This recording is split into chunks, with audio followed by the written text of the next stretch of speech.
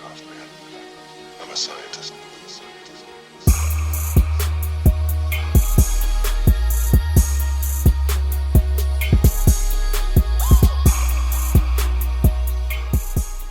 Welcome back, guys, to another episode of Simply Champagne with your favorite champagne sommelier here, Cornelieus Anthony Jr. And this is a very special episode dear to my heart. I have my good friend, my brother in Christ, and this is actually the first person I reached out to in regards to champagne bars in the United States and getting his story and getting the insides of the in and outs of running a champagne bar, which you would probably say better, a fizz bar. My A good fizz friend, bar, yes. my good Yippee-ki-yay, mother fizzer. You better believe that's it. right. That's right. My good friend, my brother, Mr. Raymond James Irwin. How are we doing today, sir? Oh, fizz friggin-tastic, Cornelius. It's so good to see you and get to chat with you and get to talk fizz. It's the happiest beverage on earth, and there's no greater guy I'd love to be with than you right now. Absolutely, and thank you. Thank you so much. And if you ever are in the Sacramento area, family, please go out and see him. He is vibrant, as you see in person, and also a good person to talk champagne with. So getting started, tell everybody, how did you get on your wine journey and how did you get into champagne? Yeah, well, crazy thing, total God thing. You know, my degree was in opera, right? So I like to say I went from opera singing to champagne slinging. Nice. And so I went to, born and raised in Sacramento. I went to school in Ohio. I went to conservatory, Cleveland Institute of Music in Cleveland, Ohio. And while I was there, conservatory is expensive. And so I needed to pay the bills. And there was an incredible restaurant that I would just go to as often as I could, as often as my girlfriend's family would be in town and could take me and pay for me to go to this restaurant. And it was called L'Albatross. And there was an awesome GM who was an advanced sommelier. And his name was Brandon Krastowski, and brilliant guy. And so I applied to work there and I got a job. And I learned so much about hospitality, so much about wine from him. I mean, I started there at 18 or 19. So I started there even before I was even allowed to even drink. But Right. Being in this atmosphere, I'm learning so much. And it was really the top restaurant in Cleveland and learned a heck of a lot. But so I left that, or, you know, I graduated. I went to Europe. I went to France. I went to Italy. I sang. And, you know, I learned in conservatory French and Italian. Obviously, both helped me a lot where I am now. And came back, realized I didn't want to do that for the rest of my life. As I'm coming back to Sac, I stop in Chicago. And I'm a young 22-year-old. And I'm looking on Yelp for a place to grab a drink. And this champagne bar called Pops pops up. And I'm like, man, Nice. champagne bar. What the fizz? I didn't say what the fizz at the time, but what the F? Never heard of a champagne bar. 2013, right? And so I go and I'm transfixed. I'm mesmerized. I'm like, wow, so many champagnes. Everyone is joyful. Everybody's celebratory. Every age group, every demographic. It was incredible. And all I could afford was a half glass of champagne. Sat on that half glass of champagne for 3 hours, and I went every day I was there. And Nice. Before that, I loved champagne, but I was a closeted champagne lover. I thought, well, I can't love champagne where I have it all the time, right? Like maybe I'll have some for New Year's or an anniversary, something really special, but I can't just have it all the time. And going to Pops for me really gave me permission to realize fizz that I can drink it whenever the fizz I want. And so came back to California. And whenever I went out, I would get fizz. Whenever anybody came over, I'd open a bottle of fizz. Whenever I went anywhere, I would bring a bottle of fizz. So it just really became a part of my life and who I was. And for me, it was even more so than just having the best type of beverage. It was about celebrating the everyday. And obviously champagne and great sparkling wine is about celebration, but we've kind of relegated it to, it has to be big occasions. And it doesn't. Right. I think every day that God has given us is something to celebrate. So I have a glass every day for that reason. And I believe we need to get more people in that mindset of celebrating every day that we've been given, because it's such a blessing. And so love champagne, became part of who I was. I'm watching Netflix, eating pizza. You better believe I'm popping a bottle of fizz. Like it just really was my thing. And so then eventually this idea of, man, how cool would it be to be part of a champagne bar? Maybe I could help manage a champagne bar. Maybe I could invest in a champagne bar. It's like, nah, fizz it. I'm just going to open one. And so when I decided to do that, I booked a flight to go to Champagne, France for a month.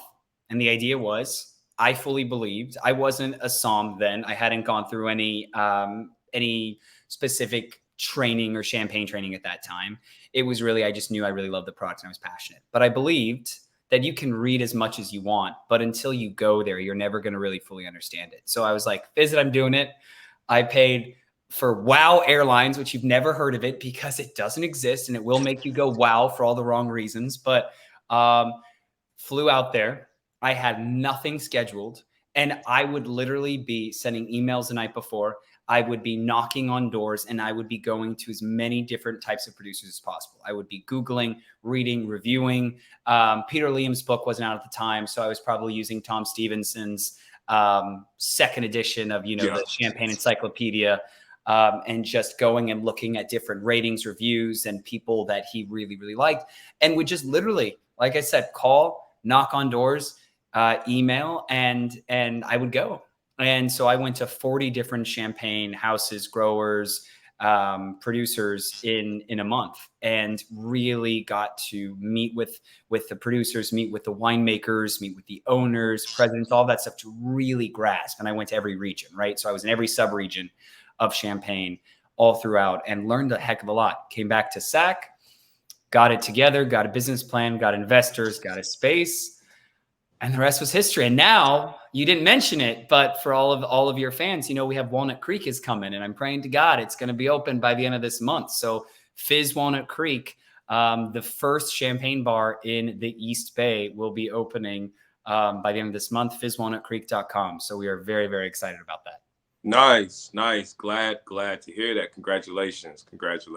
Thank you. Bring me to my second question. So in regards to Fizz, what makes Fizz so unique? How is the ambience, and what's the expectation for customers when they come? It's such a unique bar because obviously, first and foremost, it is a true champagne bar and sparkling wine bar. I think a lot of places will call themselves a champagne bar or a sparkling wine bar, but the actual amount of champagnes they have by the glass or by the bottle are extremely limited. And it's mostly a cocktail bar that has a little bit of champagne. That's not our game. We do have great champagne cocktails, but I have 25 different champagnes and sparkling wines by the glass. You're not going to find that at most places. Most even, great known named bars that like champagne. We have over 125. It's, I think, 150, but conservatively 125 by the bottle. Wine Spectator recognized champagne selection. And then our flights. No champagne bars, for the most part, actually have flights every day, have them on the list, create an experience around that. I believe for people to really question their palate and challenge their palate, rather, and grow their knowledge of champagne is to taste the differences, right? Right. So many people think champagne tastes the same. Like, bless their hearts, they just don't know. It's really ignorance. We can't get upset at their ignorance because it's the way champagne's been portrayed. It's been the back burner.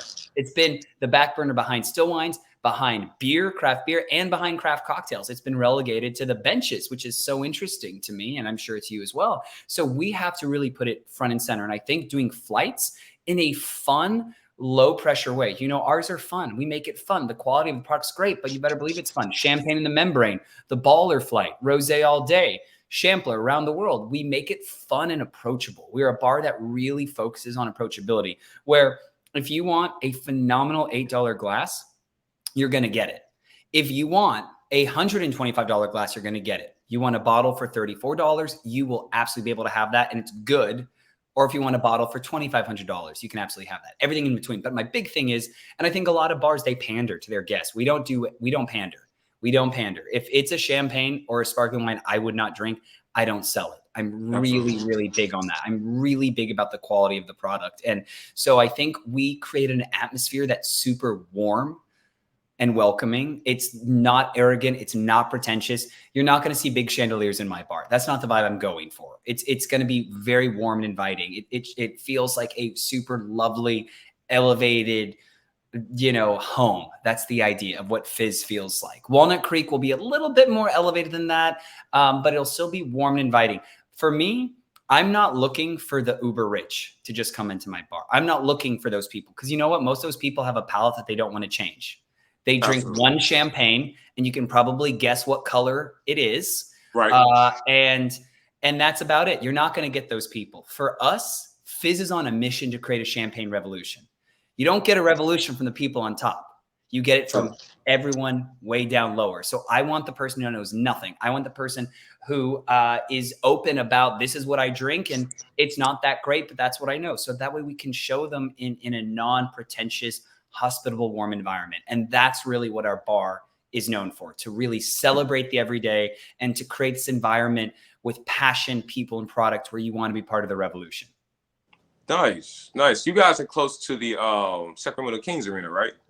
Right next door. Can you fizzing believe that? So you guys see the light of the beam all the time, right? Oh yeah, we have the Beam Fizz Tail. It is such a great sparkling wine cocktail, and I give credit to one of my great fizz tenders, Diana. She came up with the drink, but it is phenomenal, and we make our house-made pea flower, butterfly pea flower tea, and it's a really, really cool sparkling wine cocktail. But yeah, I mean, it's been crazy. You know, we chose this location 6 years ago. You know, we turned 5 in October, and it's been a really cool location because we do get so many events and we have all of these hotels around us. And at the end of the day, most people haven't heard of a champagne bar either. And we want to kind of change that. We want, when people think of champagne in Sacramento and the region, we want people to think of Fizz. When people see champagne, we want them to come to Fizz and then go back to see you in Texas, to go back and see our friends in Chicago, our friends in Kansas City, our friends in Napa. We want them to go everywhere else, because for us to be a revolution is way bigger than us. It's way bigger than us. Well, seeing that you guys are located in what most consider the U.S. capital of wine and being in California, how has Sacramento been in receiving Fizz as such a niche champagne bar? Well, California is really interesting, right? We are considered to be the cradle of American wine, right? For a lot of good reasons. We're not far from that. I mean, the AVA of Lodi, of Clarksburg, those are 15 to 20 minutes from where we are, right? It's crazy. Then you have the AVA of Amador, El Dorado. You have so many places close. Sassoon now for Petite Sirah, all these places. So, I mean, we're surrounded all around us. At the end of the day, Sacramento's a valley, so we're surrounded. They love wine. There's been definitely a thing in California, and I think it's kind of similar to a lot of French people, to be honest, that because you live in California, you know wine and all of that. I'm sure you've seen, I'm sure a lot of the people that listen to your podcast and follow you, know there's big names that a lot of people gravitate towards when it comes to still wine, sparkling wine, champagne, whatever. And that's just kind of what they go to because they think that's kind of the pinnacle. They don't challenge that. So for Sacramento and for us, I was told, oh, you don't have this champagne by the glass? That's not going to work. You're not pouring that? That's not going to work. Right. And my thing was, well, I can't correctly do my mission if I'm just pouring that because everybody else pours that. Why would I pour something everybody else has, right? And so for me, it was like, no, I'm going to pour things no one's heard of, right? I don't want them to know the champagne. If they can just go get it at Bevmo, if they can get it at Safeway, whatever, why the fizz would I pour it? So that's not my game. It's just not my game. And so for us, it's about showcasing bottles that they wouldn't have heard of. It's about showcasing small producers, maybe even in California, that they wouldn't have heard of. I don't focus on the names you can get elsewhere. I want you to come and truly discover. We're doing an amazing tasting with a great small producer that I highly recommend to your readers to look up, called Carbonist or Carboniste. Yes. And so we were one of the absolute very first people to ever feature their wines. Nice. And we put them in our champagne club March of 2020. I'm sure you remember what a great month that was. And we did a live tasting. I got on that bandwagon real quickly, and we did a live tasting with them, with our club members. And after we had it and had their sparkling Albarino from Gomez Vineyard, everyone now had it. I mean, it got out. And so for us, it's really about curating a really incredible selection, both in our champagne subscription club where we ship all over, and in the bars, of unique stuff that you haven't heard of, to again, challenge your palate. Don't just do the house palate thing. God bless, Mum Napa is a great entry. It's a great place to start for someone, perhaps. But I would love to showcase some really interesting stuff. And that's what happens when someone comes to Fizz. So long story short, to your question, people really gravitate towards us quickly. And I think the reason was because it was a place of discovery.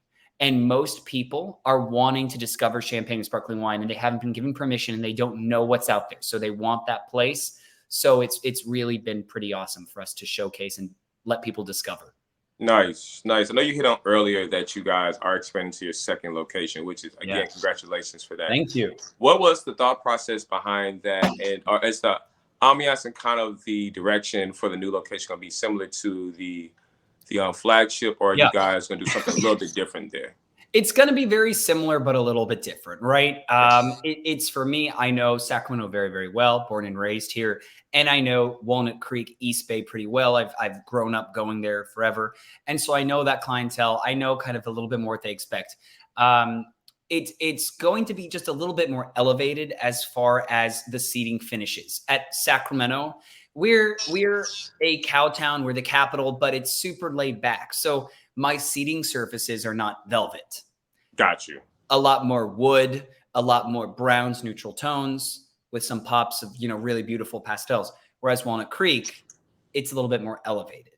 And so there, for example, all of our bar stools will be velvet. The underbar will have a lot more gold accents. You'll see just more gold, but not gaudy, not showy, not a place where anyone who came in jeans and t-shirt, came in from any creed, race, whatever, they would never feel out of place. And that's my big thing. And that no matter wherever I open, every location that Fizz opens, the idea is everyone should feel super welcomed and not out of place. And that the common person can be there and not feel like they have to have a lot of money to get great Fizz and to learn and to enjoy. Nice. You hit on this also a little bit earlier. What goes into your thought process on picking your champagnes and sparkling wines? The biggest thing, so I've been training my team in Walnut Creek, and I'll make sure they get this, and hopefully they'll know what the two words are when I talk about the champagnes that we select for Fizz in the bar: unique and boutique. Those are the two words. I've ingrained that into my team members' heads. Like that. It's always about unique and boutique. So unique in that these are producers you haven't heard of. Boutique, you're not finding them at Bevmo, Target, Rayleigh's, whatever, any, wine retailer, and even a lot of the wine shops, because, a lot of the wine shops focus on large name houses, big, good quality, maybe tête de cuvées, but not some of these smaller ones. They're not going to have the Pierre Peters, Cuvée d'Esprit, right? They're not going to have these other ones that are such gorgeous champagnes, or Les Chatillons, right? So it's about showcasing that. So for me, it's always about that unique and boutique characteristic, and making sure that we have different price points for everyone. As much as someone might really want the Pierre Peters Les Chatillons 2008, they probably don't want to pay $300, $400 for it. Well, someone might not want to. There's reasons they should, but at the end of the day, you only have the amount of money you have. So I want to make sure I can then showcase to them, oh my gosh, you want to talk about one of the best co-ops in Champagne? Have you ever heard of Palmer? Let me talk about the Brut Reserve, 4 years age, blah, blah, blah, blah, blah. So it's about trying to have something for everyone, but still being unique and boutique where they're not going to find it easily. I think the one thing that a lot of people don't understand also when it comes to champagne is that, and also to give a little highlight to the growers, is that a lot of these big Massans, Veuve Clicquot, Moet, Bollinger, so on and so forth, are buying their grapes from these small producers. True. These small producers are just actually now deciding, and have been doing it for a while. It's like, hey, since we know we have good grapes because, the big houses have been selling really well, we might as well make our own wines also. So I think that's a good thing to highlight to customers also who are always stuck on the big Massans. Right, you're right. That's a great point.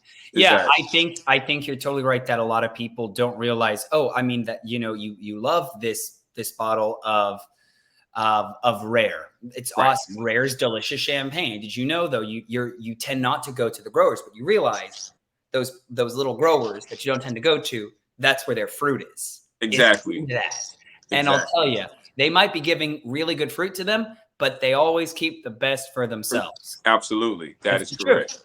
That is correct. I always tell people the best value is going to be in those tête de cuvées, those vintages from those small growers, even small ones. People get really stuck on Premier Cru, Grand Cru, which I don't think they should. And, when it comes to, and I think people need to really understand that the champagne classification is very outdated, first and foremost. Very.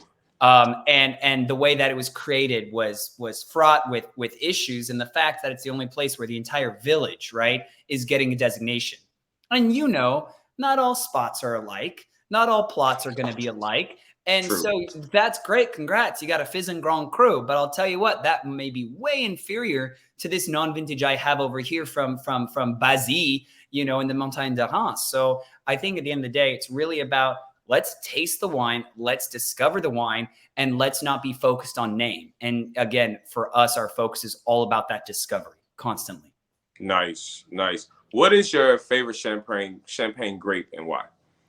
Oh, it's I really feel badly for the Blanc de Noir lovers that come or that join my club, because I do love Pinot Noir a lot, but I'm constantly putting in Blanc de Blanc. I feel badly because I don't mean to, but I'm like, oh my gosh, look at this amazing Blanc de Blanc, this from Vertu, from this super, super tiny house. I love Blanc de Blanc. I love Chardonnay. So Chardonnay, I love Chardonnay. I love how Chardonnay ages. I love the maturity of it. I love the complexity. I love how Chardonnay ages. And I love old champagne. Some people don't, which is totally fine. I do. And I just recently had a 1979 Dom Ruinart Blanc de Blanc. Ooh. And it was so fizzing good. And it aged just so beautifully. There weren't really any bubbles, but the quality, the acid, the length, the absolute incredible maturation was just, it was unbelievable. And I had that with some friends. We had that, while not the same vintage, so it makes it hard to compare.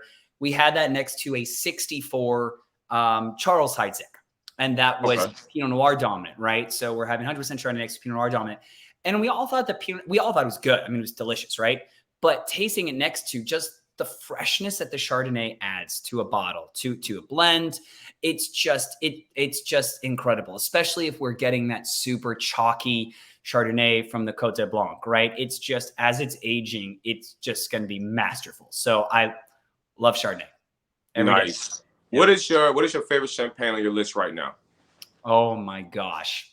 You know, it's so hard because it changes all the fizzing time and I'm getting new stuff in all the time. Gosh. I just got in, which is super unique. It's from a producer in Chamery, called Bertrand Delespierre, and it's a super tiny 100% organic producer. And this is their 2012 vintage. They call it L'Âme, which is soul. So it's the idea is the soul of the 2012 vintage, or 2013 rather, 2013. Thank you. 8 years age. And it is just the finish has this incredible play with both this incredible salinity, but also this hella long finish of really great tropical notes. So for me, I love getting that minerality on the finish, but also love having this incredible length that's still super young, super vibrant, super fresh. And it's a blend of all three varietals, like in equal parts. And it's just so cool. For me, it's like I have a sip and it's going for like 10 minutes. So that's a super cool bottle that we just got in that everybody's been really, really loving, that I'm such a fan of. Nice, nice. What is your unicorn champagne? So I've been lucky enough to have it 3 times, which is so obnoxious. And if I ever see it, I buy it. I rarely ever see it, but I will buy every single one if I ever have the chance. And everyone who's listening should as well. 1985 Champagne Charlie from Charles Heidsieck. Yes. It is stupid. It is so fizzing stupid. I love 85. I think if people like older champagne, that is my favorite vintage. It's an exceptionally good vintage. Buy 85s, guys. I've gotten to have a lot of 85s, and I haven't gotten to have. Well, that's not true. I've gotten to have 85s from small houses like Air Lenoble. I've had their 85, but generally the 85s I've had are like Boulanger, Dom, Charles, and then Rare. So mostly large houses, but whatever you can find in 85, just get and try it.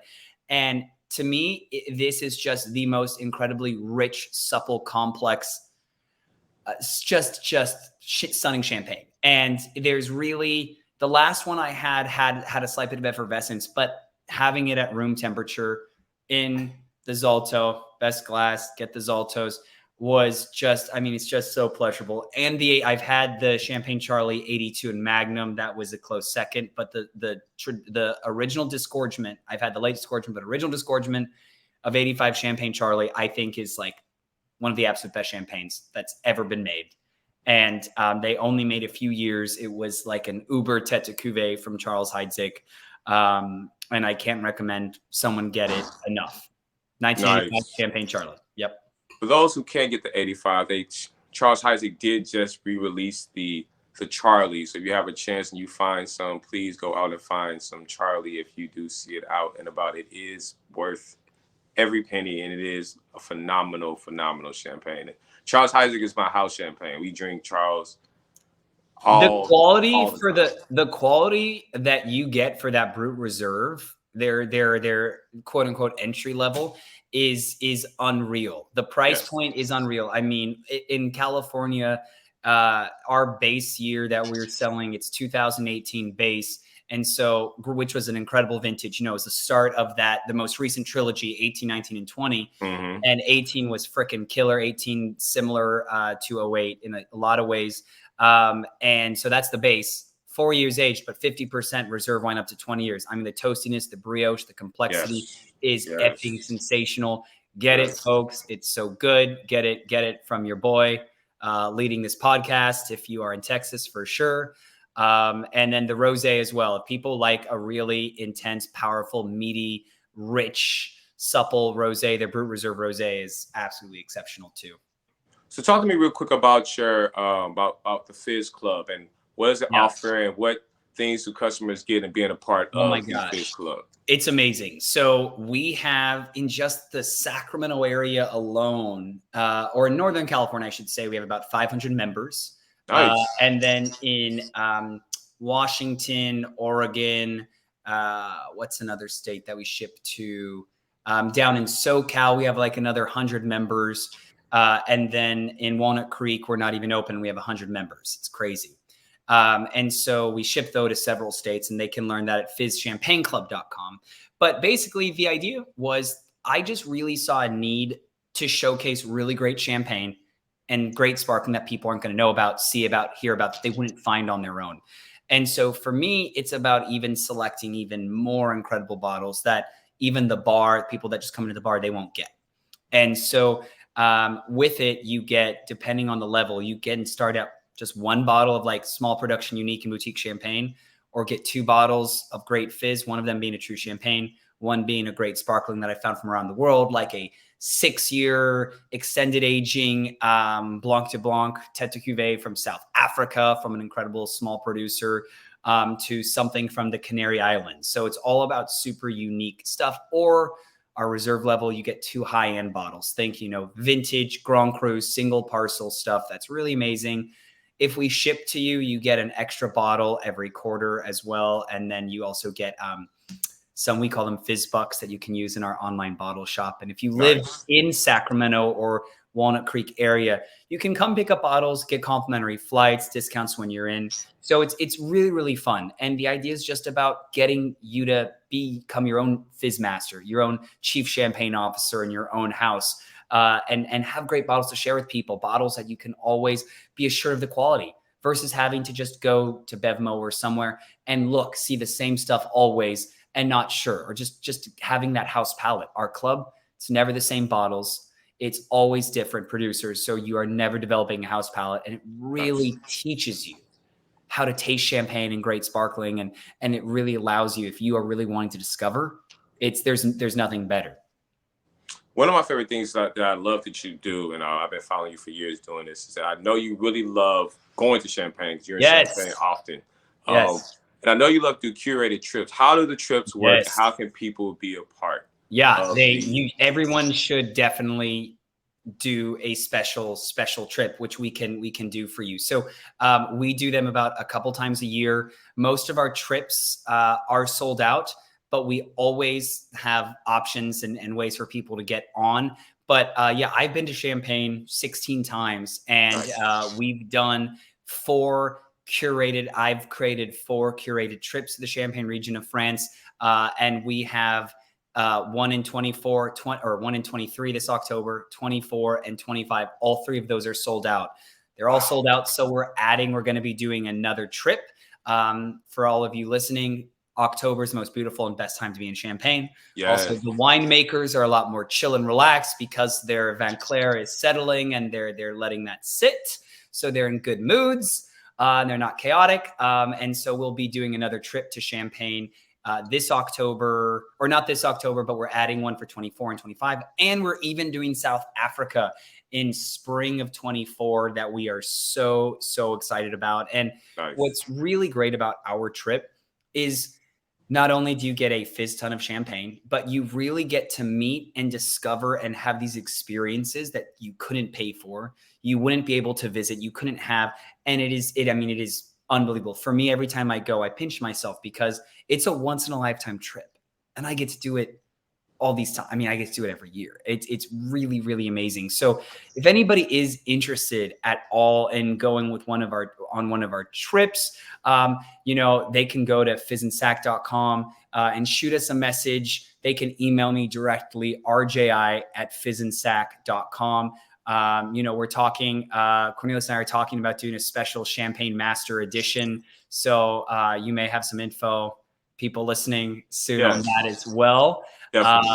But yeah, it's really unique. And there's no other business that has bars, has highly curated champagne clubs, and does trips. And mind you, we don't have someone else do it. We do everything. We book everything down to every little detail ourselves. We don't go through another party. So we truly control the experience.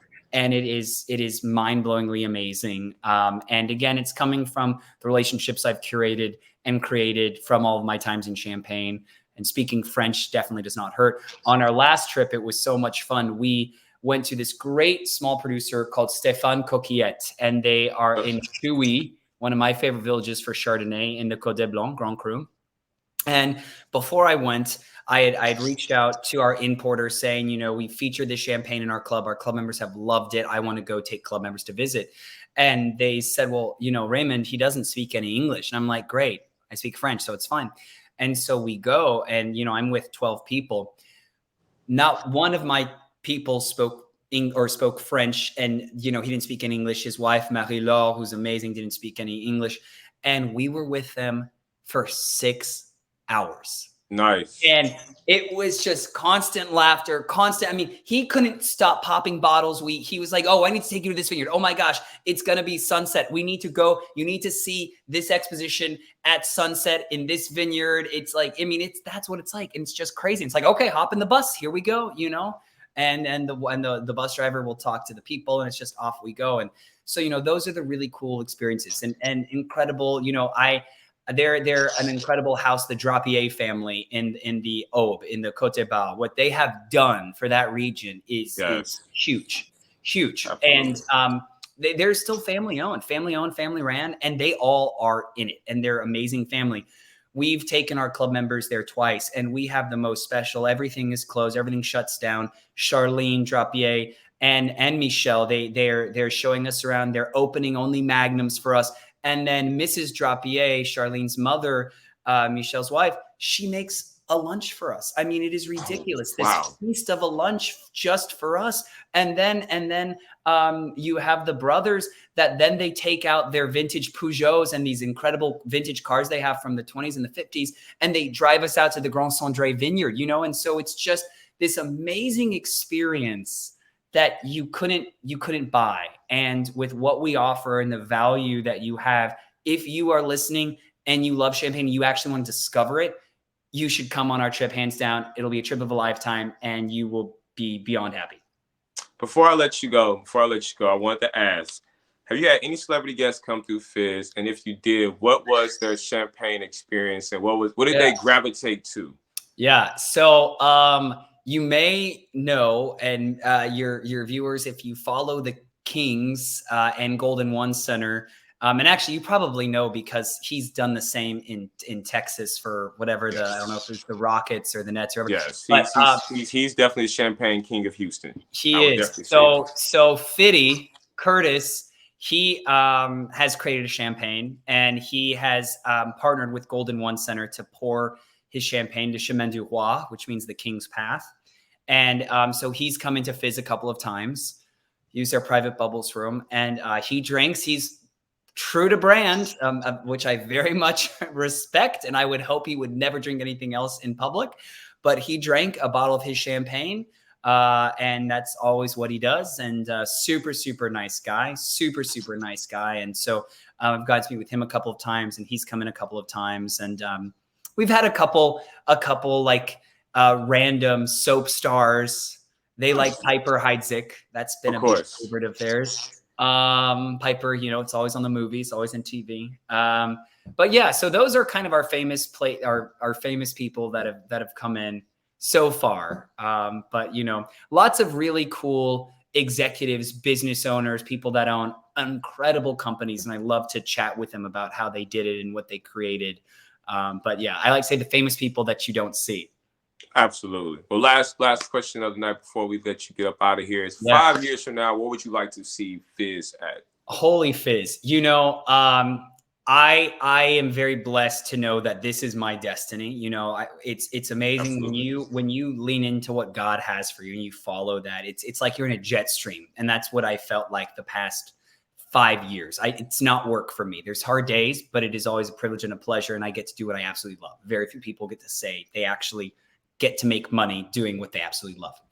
And so, you know, for us, we're opening our second location now.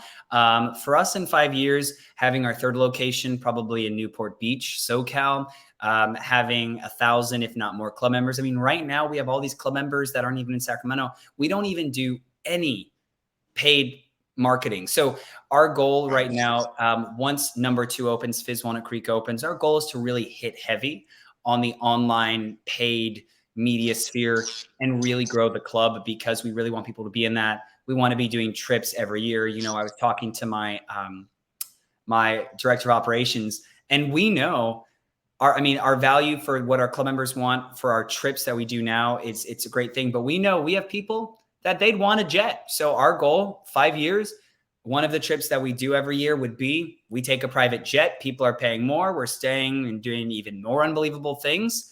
You know, if the Four Seasons can do it, why not Fizz Champagne and Bubbles Bar? So that's the goal. We just want to get champagne in people's hands, get more club members, make it out there, and that's how we're going to do it. Nice. So where can people find you at, and how can they reach out to you? If you want to be part of the Champagne Revolution, go to fizzchampagneclub.com. Or if you are visiting the Sacramento region, fizzandsac.com, or if you are in the Walnut Creek, East Bay, San Francisco area, or even Napa, it's only 30 minutes away, visit fizzwalnutcreek.com. We are on Instagram, all of those handles, at Fizz and Sac, at Fizz Champagne Club, Fizz Walnut Creek.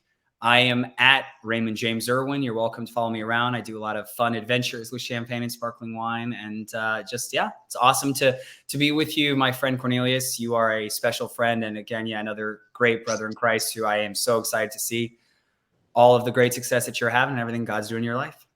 Thank you, good. Thank you, sir, so much. And thank you again, family, for another episode of Simple Champagne and Raymond. Until next time, God bless. Peace. God bless. Thanks. Cheers.